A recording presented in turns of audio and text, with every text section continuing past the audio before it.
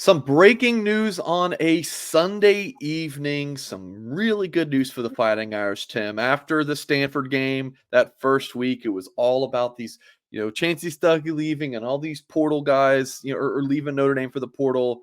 Well, now you're starting to see some news on the other side of things. We're going to talk about the two big items, at least as of recording this around 6 p.m. Eastern time, Sunday, December 10th. So who knows? There could be more things happening after we're done recording this. But please hit the thumbs up on this video. Subscribe to our channel for more content. Of course, go to blueandgold.com for so much more on this news. Tim, the first big item of the day. I am so excited about this one. Howard Cross announcing that he is going to return to Notre Dame for a sixth season.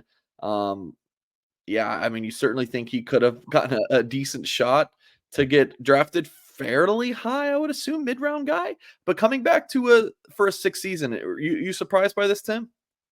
Yes, because it's a sixth year. But Kurt Hinish did this, and he's just been an absolute heck of a football player in the NFL since he did his 6 year. Got that basically got that bonus year is what he got. So, and he's made that into a successful run in the NFL. Cross could do the same thing. So he's played a lot of football. So this is huge news. I mean, he's been on the field 20, 21, a couple starts in 21, I believe.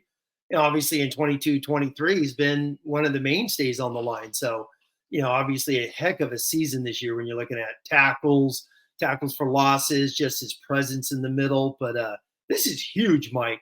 The first thing I think of, when I heard this news was it allowed some of those young guys. We talked about this in our show last week. Some of those, the young guys in the class of 23, 24 to kind of get their feet wet, keep going, learning why he's going to take obviously a bulk of the playing time next year with him, Rubio, Anya. It's not a big force to get some of those 2023 guys in, especially in the middle. But no, I mean, this is exciting. He had an All-American season. I know I think he was just Football Writers' second team just a couple days ago. So this is huge news. This is, when you talk recruiting, as we've been saying in our Wednesday shows, Mike, the portal is not really a portal, but it's getting a guy like that. And this should be considered a big part of the 2024 class. And congratulations to Howard Cross for coming back, and really Marcus Freeman for hey, come back and be one of the mainstays. And obviously we expect him to be a big captain next year.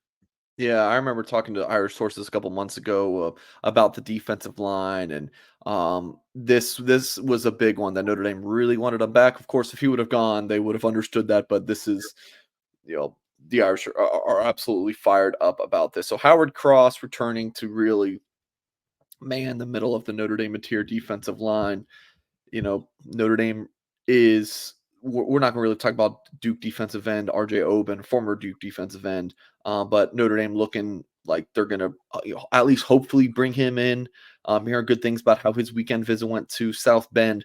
But with Howard Cross coming back, maybe even Riley Mills coming back as well, Notre Dame doesn't need to go to the portal to get an interior defensive lineman. They're really looking good.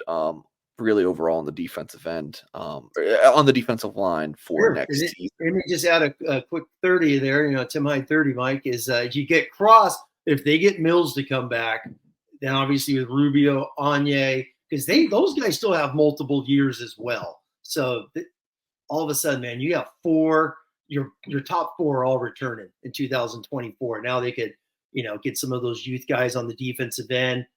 And this defense, they got some good football players returning at other key spots. So hopefully they don't miss a beat in 2024, especially up front. Yeah. So the next item of news is Bo Collins, Tim, a guy who we are both really high on. I loved covering him as a recruit when he was back in the 2021 class. Notre Dame was after him. He ended up at Clemson. He's from St. John Bosco in Southern California. That's in Tim Hyde's beloved Trinity League. So he announced that he is coming to Notre Dame for his final season of football. So, a heck of a player. Really like this get for the Irish, Tim. And looking at his stats, never really had this big breakout season, but he has been steady. As a freshman, 31 receptions, 407 yards, 3 touchdowns. Sophomore, 22 for 373, 5 touchdowns. And then this past season, 38 receptions, career high, 510 yards, career high, and just 3 touchdowns. But again, played 32 games through his first 3 seasons. Not a guy who's taken a red shirt. This is not a guy with a COVID year, by the way, because he started college football in 2021 after the COVID year. So, yeah, Tim, it might not be the highest ceiling, maybe not, but I think he could come to Notre Dame and he might be receiver 1. Seriously, like he could be Notre Dame's best receiver on this team, with how steady and consistent he is. Oh, sure. I mean, he's a solid football player. I mean, you're bringing in a guy with 3 years of starting experience from Clemson.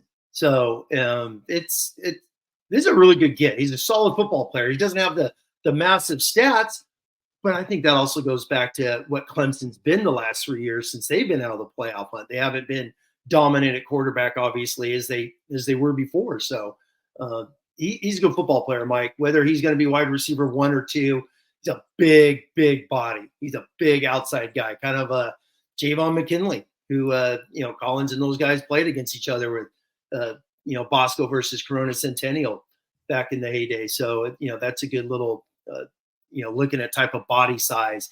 Not it's probably as giant as Miles Boykin and Claypool, but he gives you a big physical presence on the outside and coming from a heck of a football program at Clemson.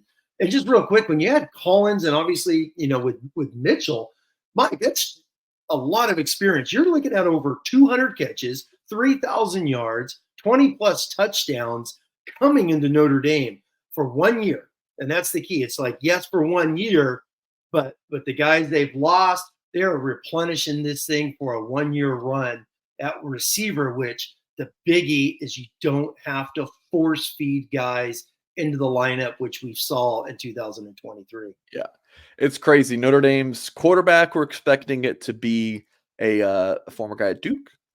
His number 1 and 2 receivers we'll obviously see Clemson and Florida International, and these are just 1-year guys. Welcome to college football in 2023.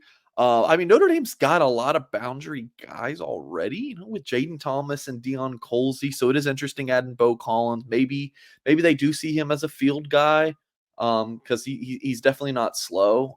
So maybe he's like a Z. But where do they see Chris Mitchell? I don't know. It's going to be fascinating. But I think we can confidently say Notre Dame's receiver room got a lot better. With these 2 additions. Now, is it a net positive after the losses? Different. Sounds like a good discussion for our Wednesday show, Tim. But yes. We'll wrap it up there. Howard Cross returning for a 6th year. Bo Collins transferring from Clemson to Notre Dame.